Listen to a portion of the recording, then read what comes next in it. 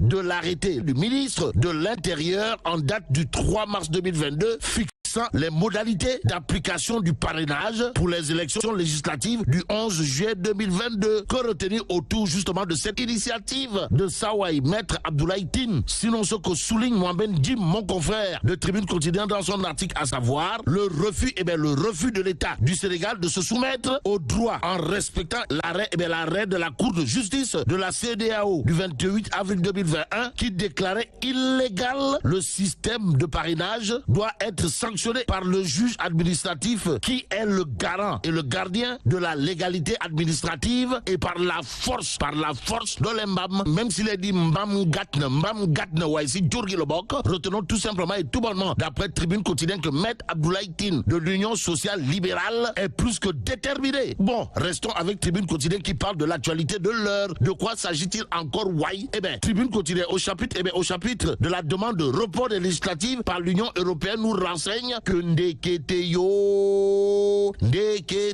celui qui maintient le flou, c'est Macky Sall.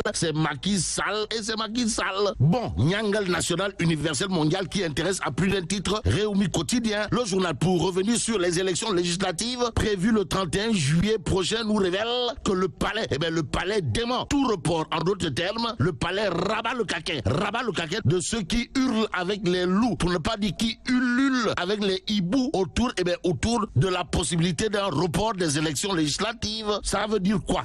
Ça veut peut-être dire d'après Réumi Quotidien que parler du report des législatives du 31 juillet prochain relèverait d'un patingololi et sabatanyay akbademba, pour ne pas dire d'un sabarou potwarou pitch, si on en croit les informations de Réumi Quotidien. Et pendant ce temps, baisse le jour de revenir en long et en large sur justement les élections législatives et les manifestations notées ça et là de l'opposition. En tout cas, retenons d'après baisse le jour que Yehui Askalui finit dans les casseroles Astafoula. Yehui Askalui est en mode casserole aux allures de Ndamelo Siré. Tandis que Macky Sall est sur son 31. Que retenir autour de ce titre de baisse le jour? Sinon, pour Nyangal national universel mondial, le chien à bois, la caravane passe. Amdet. Ainsi, 24 heures quotidiennes sans contour ni détour de révéler élections législatives au Sénégal. Macky confirme la date du 31 juillet prochain. Que dire à ce sujet sinon? Pour les élections législatives du 31 juillet prochain, ce sera du bege bere beigne bere. Et comme en matière de bere d'or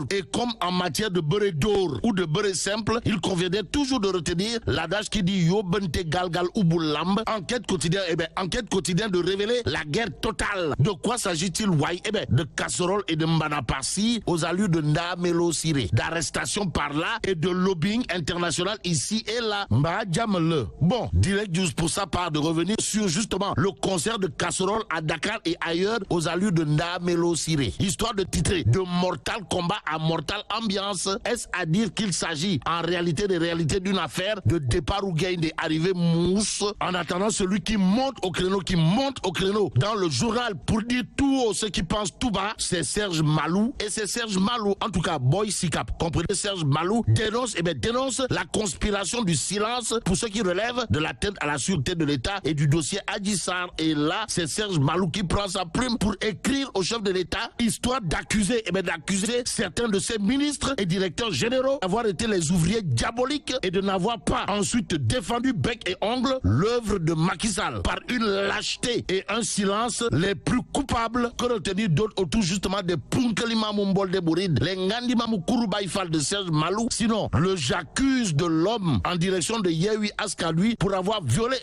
délibérément le principe même d'une opposition constructive. En attendant, Direct News s'intéresse à la situation du camp présidentiel avec la sortie au vitriol. La sortie au vitriol de Mankeur Ndiaye. Que retenir autour de ce sujet? Sinon, du côté de Macky Sall, on ouvre les hostilités contre l'ex-ministre des Affaires étrangères. Et là, retenons qu'il est désormais question des menaces de mort contre Mankeur Ndiaye. Livre direct. Passons à Tribune Quotidien. Le journal sur justement le sujet de Révélé après sa sortie. Après sa sortie sur la situation politique carabinée de Cheikh Karabiné du pays, Mankeur Ndiaye. Mankeur Ndiaye est victime d'injures et de menaces de mort. Nous livre Tribune Quotidien ce matin. Ce matin, le journal du groupe D-Média accroche Djibril Vad, maire de Biscuiterie, qui sans contour ni détour de déclarer on ne peut pas. Alors là, pas du tout, tout le temps marcher parce qu'il faut tenir compte de la liberté des autres. Ça veut dire quoi? Eh bien, ça veut tout simplement et tout bonnement dire, d'après Tribune Quotidien, que Djibril Vad, maire de Biscuiterie, rappelle la liberté des uns s'arrête là où celle des autres commence. Pour l'instant,